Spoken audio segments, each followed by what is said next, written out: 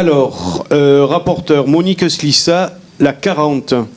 Alors, aussi bien pour la 40 que pour la 41, je voudrais dire qu'on fait tout pour améliorer la localisation des administrés, tant pour leur courrier que pour autre chose. Et donc, dans ce cadre-là, on nomme des voies qui ne sont pas nommées, donc au jour d'aujourd'hui. Donc, la 40, il s'agit de nommer du nom de monsieur René Chauvet, comme l'a souhaité monsieur le maire, avec l'accord de sa famille, une voie qui se trouve aux Amandiers. Dont il était habitant.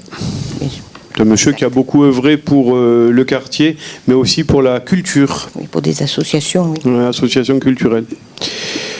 Qui est pour? Oui, moi aussi. Qui est contre? Qui s'abstient? Adopté. La 41, même combat. Voilà, mais ça c'est dans le quartier de Palière, d'un côté comme de l'autre. Et donc vous voyez que la deuxième, bon, c'est un lieu-dit, on reprend un nom qui était du coin. Et la première, le chemin du soleil couchant, si vous y allez, vous verrez pourquoi on l'appelait comme ça, quoi. Il faut y aller à la bonne heure. Oui, au soleil couchant. Non, mais au cas où. Bon, qui est pour? Qui est contre? Qui s'abstient? Adopté. 42. Alors, 42 et 43, on va reparler de ce que Fabrice a parlé tout à l'heure, mais sous un aspect complémentaire. Donc, c'est le financement de l'opération. Donc, la première, c'est donc pour le Clos Julio, donc les 24 logements. Donc, vous voyez la participation de la commune et des autres financeurs. Donc ça nous permettra donc d'une part d'évaluer, vous le voyez, le pourcentage du coût de la subvention de la commune, mais d'autre part aussi de prévoir la répartition de l'attribution des logements selon les financeurs. Question, remarque? Alors, 42-43, c'est la même. Oui, pardon, Madame Battini. Ce qui est intéressant, c'est de donner la répartition, parce que bon, on voit que la préfecture aura, bon, sur les 24 logements, la préfecture aura 7 logements, la CPA aura 3 logements, la commune aura 12 logements et la part patronale aura 2 logements. Ça, c'est intéressant de le dire. Ah oui. C'est lié directement au financement. Ben, c'est écrit, hein, c'est des libres. Donc, s'il n'y a pas d'autres remarques, je mets aux voix. Qui est pour? Qui est contre?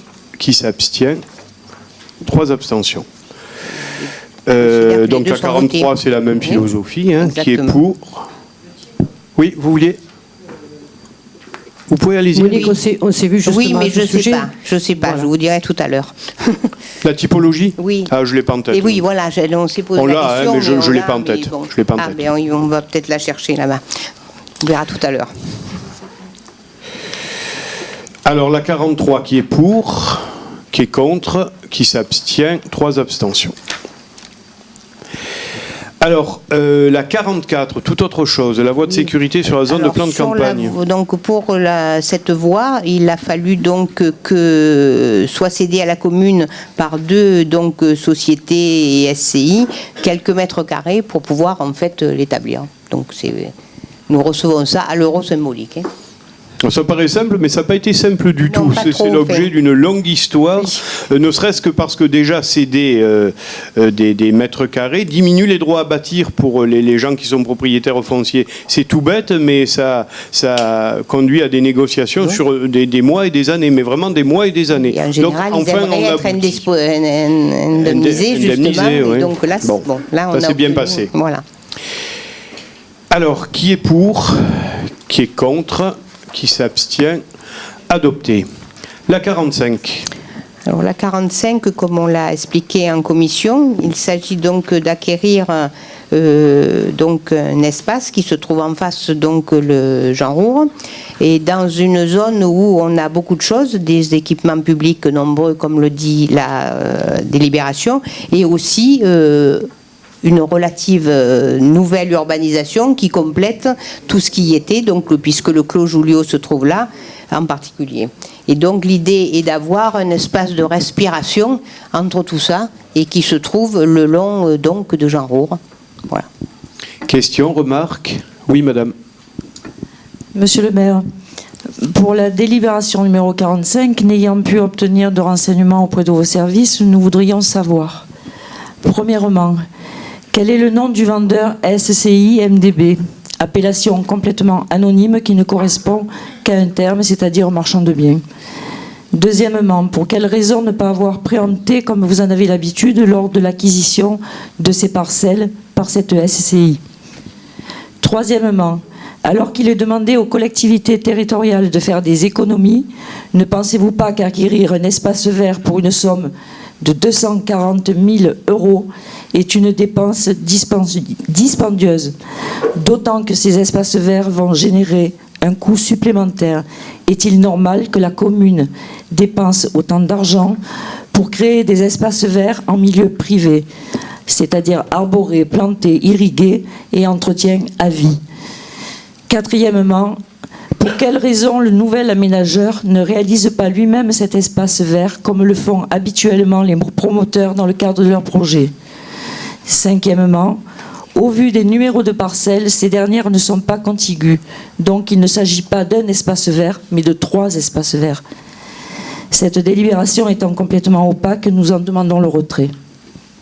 Oui, Monique va répondre, mais je crois qu'il y a une maldonne sur la notion d'espace vert. Hein. On ne va pas faire un parc public là. Hein. Tu peux répondre à ces questions ? Comme je l'ai dit, d'abord je suis étonnée que ça ne soit pas contigu, parce que ça a dû être vérifié. Hein, donc voilà, on a le plan là-bas.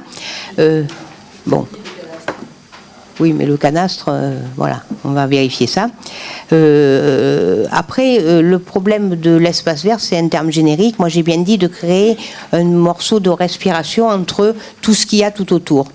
Bon, ensuite... je me fie uniquement au terme espace vert de la délibération. Hein. Oui, non, mais c'est pour ça que je le précise. Ensuite, pourquoi pas le faire à l'aménageur? L'aménageur, il est difficile de lui imposer une bande donc de respiration, je dis exprès, et puis les maisons comme il les a mises derrière. Hein. Donc ça, c'est lui qui met son terrain. Et puis, si nous, on souhaite que cette bande existe de respiration, je dis la bande, c'est vraiment une bande, il faut qu'on le fasse nous-mêmes, tout simplement. Bon, parce que derrière, il y a des villas. Hein? Ensuite, vous mettez en doute le nom de CIMDB. Ben, CIMDB, c'est le nom de la société. Je dis simplement que c'est un terme anonyme. Ben, il n'est pas anonyme. CIMDB, c'est une société. Voilà. C'est pas anonyme, une SCI. Mais il y en a plein comme ça de sociétés. Ah oui, non, mais il y en a plein, mais c'est pas anonyme. Une SCI, c'est pas quelque chose d'anonyme. De trouver un autre mot, puisque vous êtes attaché à la sémantique. Non, mais on ne sait pas qui est le promoteur. Je ne sais pas qui est le président ou le directeur ou le gérant pardon, de cette SCI. Ah, je ne connais pas à titre personnel. Non, excusez-moi. Il existe ça. Ah ben oui. Il est parfaitement constitué normalement. Moi, je n'ai pas de mémoire le nom, mais bon... J'ai rencontré ces personnes, ils étaient 3 de mémoire une seule fois. Je suis incapable de vous dire leur nom. Voilà, c'est aussi simple que ça. Alors, par contre, il y avait d'autres points. Vous avez... Non, vous m'avez répondu, apparemment. Bon. Oui, enfin, 240 000 € pour l'espace vert. 1415 mètres carrés, 240 000 €. Ce qui revient à 169 mètres carrés. Il n'est pas question de faire un jardin là-dessus. Et c'est là où le terme d'espace vert de la délibération est peut-être un petit peu ambigu. Le but, c'était d'éviter, dans ce quartier qui a déjà une certaine densité, au bord d'un rond-point qui n'est d'ailleurs pas encore construit, une densification supplémentaire. Voilà ce qui a motivé le fait qu'effectivement on rachète ce morceau de terrain pour ne pas augmenter la densité. Le prix du terrain constructible étant ce qu'il est sur la commune, nous ne sommes pas hors des clous. Ah oui, c'est ça. Oui, des domaines. Pourquoi vous n'avez, bien évidemment, pourquoi nous n'avons pas préempté? Mais parce que nous n'avions pas à un moment donné, et donc là il y a un peu une contradiction dans vos deux questions, c'est que nous n'avions pas effectivement vocation à dépenser une somme beaucoup plus importante pour la totalité du terrain. Nous ne préemptons. D'abord, je voudrais vous rappeler que nous n'avons plus le droit de préemption qui nous a été enlevé pour le logement social en zone urbaine. Pour quelle raison? Mais ça, on l'avait évoqué lors d'un conseil municipal auquel vous étiez pourtant. Pour quelle raison? C'est par rapport aux logements sociaux. Je ne souhaitais pas, parce que autant j'ai une politique, nous avons une politique de logements sociaux qui est ambitieuse, autant il ne s'agit pas d'en mettre de partout et à toutes les sauces. Donc je ne souhaitais pas qu'il y ait préemption à cet endroit-là, parce que là, pour le coup, nous aurions une densité beaucoup plus importante. Aujourd'hui, à cet endroit, il y a, je ne sais plus combien de villas de prévues, 4 villas. Sur un lopin de terrain comme ça, nous pouvions facilement en avoir une trentaine. Non pas de villas, mais de logements. Voilà ce qui a présidé au choix de cette délibération que, bien évidemment, je ne retirerai pas. Voilà. Je ne peux pas vous donner d'autres explications. J'ai répondu à toutes vos questions, sauf le nom de la personne physique de la SCI-MDB. Ça ne doit pas être très compliqué à savoir, hein, mais je ne sais pas, c'est tout. Oui. Je veux juste rajouter une chose, c'est que sur palier 1, pour construire des maisons, pour faire du constructible, vous leur proposez aux 33 € le mètre carré aux propriétaires, et que là, vous rachetez un espace vert 169 € le mètre carré à un marchand de biens, on ne sait pas qui c'est. Voilà. Ah mais attendez, là encore, simplement, vous faites une erreur d'analyse. Sur palière, non pas palière 1, mais palière 2, les 33 € le mètre carré, c'est sur du terrain non constructible. Et là, nous nous appuyons strictement sur le prix des domaines, sur du terrain constructible. Donc vous comparez deux choses qui ne se comparent pas. Ça ne serait pas possible de changer le PLU ? Nous le changerons lorsque nous aurons fait l'acquisition foncière afin de développer le logement dont nous avons besoin et que les services de l'État nous imposent. Vous comprenez bien qu'on ne va pas changer le PLU. Enfin, attendez, là, on ne va pas rentrer dans un... Si, sur palier 2, vous allez acheter, après vous allez changer le PLU. On changera de PLU après, pas avant. Enfin, imaginez que, par un artifice quelconque, on fasse une révision du plan local d'urbanisme, parce que ça nécessiterait une révision, et que l'escalope de terrain, tout compris, qui doit faire une trentaine d'hectares aujourd'hui, devienne constructible sans autre forme de procès. Soit dit en passant, pour des raisons techniques, de réseau, etc., cela n'est pas possible. Vous transformez effectivement des terrains qui aujourd'hui valent 33 € le mètre carré. C'est pas moi qui ai fixé ce prix, c'est le juge des expropriations. Et ça, vous pouvez le vérifier. Non, mais je parlais pas pour palier 2, je vous parlais pour justement pour ces espaces verts. Vous parliez de palier 2, monsieur. Oui, parce que vous avez changé le PLU. Mais là, pourquoi on ne fait pas pareil, mais dans le sens inverse ? Vous changez le PLU et après, ça coûterait beaucoup moins cher pour la commune. Alors, pour faire des espaces verts. Pour transformer, ça sera à 33 € le mètre carré. On ne peut pas, ça vous le verrez dans tous les bons cours de droit de l'urbanisme, on ne peut pas faire une révision du plan local d'urbanisme à la parcelle. Ce serait trop simple. Ça voudrait dire que du jour au lendemain, tiens, cette parcelle, elle est constructible, j'ai plus envie qu'elle soit constructible, hop, on fait une petite révision. La révision du plan local d'urbanisme, de par le droit de l'urbanisme, est un changement complet de l'économie et de la physionomie d'un territoire. C'est ça, la révision d'un plan local d'urbanisme qu'on appelait avant plan d'occupation des sols. Voilà. Donc la raison, je vous la donne tout de go. Ce n'est juste pas possible. Ni dans un sens, ni dans l'autre. Alors oui, dans l'autre, oui. Effectivement, lorsque l'opération Palière 2 aura avancé sur un plan juridique en particulier, c'est-à-dire lorsque nous aurons fait à l'amiable ou dans le cadre d'une DUP l'acquisition des hectares dont on a besoin, effectivement, là, il y aura, dans le cadre d'une opération de ZAC, un changement du zonage dans le cadre du PLU. C'est comme ça que cela se passe. Mais ça, honnêtement, je le dis à tous les élus qui sont intéressés, sans aucun esprit de polémique, dans toutes les formations qui sont offertes par les différents organismes en matière d'urbanisme, c'est très bien expliqué. Moi, je vous avoue que quand je suis devenu maire, je n'ai pas la science infuse, mon métier c'est la médecine, j'ai fait les formations nécessaires pour savoir à peu près, et maintenant un peu mieux, de quoi les services me parlaient. Mais là, je vous réponds très exactement, non pas sur des arguments ni politiques et encore moins polémiques, mais sur des arguments techniques, que bon, maintenant je connais effectivement. Maintenant, on peut dire qu'effectivement, on aurait dû laisser partir la trentaine de logements qui étaient prévus là. Je ne l'ai pas voulu, et donc ça a nécessité effectivement un certain investissement. C'est de la réserve foncière d'une certaine manière. S'il n'y a pas d'autres questions, je vais mettre aux voix qui est pour, qui est contre 3 contre, 2 abstentions. La 46. Si tu permets, je vais répondre à Madame Cheffaut de la question précédente. C'est 3 T4 hein, au Jardin des Cadeneaux. Madame Cheffaut, Madame Battini, 3 T4. Hein. Voilà. Donc comme ça c'est fait. Donc la 46, il s'agit d'une cession de terrain, mais cette cession de terrain, c'est du terrain qui est à nous et que le Conseil général a besoin pour la requalification de la route de Martigues. Et donc il y a un petit morceau qui se trouve derrière le Trésor public, donc qui nous sera, il est petit comme vous le voyez dans la délibération, et qui nous sera payé 9 000 €. Ça. On ne fait pas de commentaires. C'est dans le sens qui va bien. Ça ne plaindra pas. Hein. Voilà, c'est ce que je voulais dire. Pas de questions. Je mets aux voix qui est pour, qui est contre, qui s'abstient, adopté. La 47. Alors, la 47, on a un projet de faire un espace de parking du côté de la montée du château, dans la partie du terrain qui est en friche et qui est à côté de... Pénélope. Voilà, je cherchais le nom, voilà. C'est pour ça que je regardais Dominique pour avoir le nom. Hein. Ah, tu n'allais pas en boîte de nuit, hein, voilà. Moi, j'habitais pas les Peines à ce moment-là.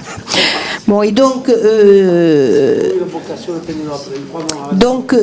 une partie donc, qui est aujourd'hui de la zone naturelle nous est cédée par leurs propriétaires à l'euro symbolique. Eh oui, c'est de la zone naturelle, et puis bon. Qui est pour, qui est contre, qui s'abstient, adopté. La 48. Alors la 48, c'est pas pour reparler des personnes que donc c'est pas nommé, que je nomme la SCI et MDB, puisque c'est les mêmes. Il s'agit de leur accorder une servitude de tréfonds et de passage pour donc permettre la construction et l'alimentation donc en réseau des villas qui sont derrière. Les 4 dont parlait Voilà. tout à l'heure Dominique. Qui est pour, qui est contre, qui s'abstient, adopté. La 49. Alors la 49, c'est aussi une servitude de tréfonds et de passage, mais au bord du village de Plan de Campagne. Donc Monsieur Bretti, qui habite à Benu-Bruno-Lamy, a souhaité donc avoir cette servitude qui sera dans une parcelle communale en bas de son terrain. Et donc il est prévu que la parcelle communale soit séparée par un mur de la partie où il passera, ce qui lui rendra les choses plus commodes. Qui est pour, qui est contre, qui s'abstient, adopté. La 50. Alors ça, c'est dans le cadre d'enfouissement de réseau électrique du SMED. Donc là, on a aussi, dans le cadre de l'opération de la vieille route de la Gavotte, à prévoir donc la servitude. Qui est pour, Ça, c'est la énième, ça. qui est contre, qui s'abstient, adopté. La 51. Alors encore servitude, ça c'est pour l'alimentation donc en électricité du terrain du BMX, donc en bas du village. Donc c'est une servitude modeste, mais voilà. Oui, mais c'est fait maintenant, c'est bon. Ben oui. Qui est pour, qui est contre, qui s'abstient, adopté. 52. Alors 52, c'est tout à fait dans un autre domaine. C'est en fait la présentation du compte-rendu annuel à la collectivité, hein, je mets le mot explicitement, concernant l'opération des Sibylles que nous fournit la SPLA. Alors c'est un compte-rendu surtout financier, que le conseil d'administration de la SPLA a d'abord approuvé, pardon. Je m'excuse de vous interrompre, c'est laquelle de 52? Pourquoi c'est laquelle? Parce qu'il y en a Ah, deux. il y a eu, pardon. Alors, c'est celle qui s'appelle compte rendu annuel à la collectivité Opération Sibylle. Voilà. Ah oui, ça, j'avais pas vu, moi. Erreur de support papier, effectivement, que me signalait Madame Greffeuil. Donc c'est le crack des Sibylles. Donc, il a été approuvé par le conseil d'administration de la SPLA qui doit le présenter à l'approbation du conseil municipal de la commune concernée. Ce que je veux préciser, c'est qu'il s'agit de chiffres et d'éléments qui concernent l'année 2013. Et non pas, c'est pas un point de situation à aujourd'hui. Pas de confusion là-dessus. Bien sûr. Question sur les Sibylles? Vous devriez parler dans le micro, parce que sinon, c'est pas enregistré. Il faudrait peut-être la rebaptiser en 52.1 ou 52A, parce qu'il y a 2 délibérations 52. Oui, Nadia me dit que la deuxième 52 qui a été envoyée n'est pas pour ce conseil municipal. Donc c'est 52 tout court. Il ne va pas y avoir une 52 bis. Hein. Donc qui est pour, qui est contre, qui s'abstient. Pardon, je suis allé un peu vite, pardon. Vous abstenez ? Abstention. La 53. Donc là, il s'agit de la mise à l'approbation de la concession d'aménagement pour la réalisation donc des Hauts de Bellepère, c'est-à-dire Entrée de la voilerie. Voilà, l'entrée de la voilerie, et donc qui maintenant, malgré le délai passé, est prête. Ah, ça fait 8 ans, oui. Oui, ben voilà. Pas de questions ? Bon, je mets aux voix qui est pour, qui est contre, qui... Vous êtes contre ? Non, mais pardon, c'est M. Sanchez. Ah, je n'ai pas encore dit. Alors, vous vous abstenez. La fatigue vous gagne, hein. Moi aussi, rassurez-vous. Bon, vous vous abstenez.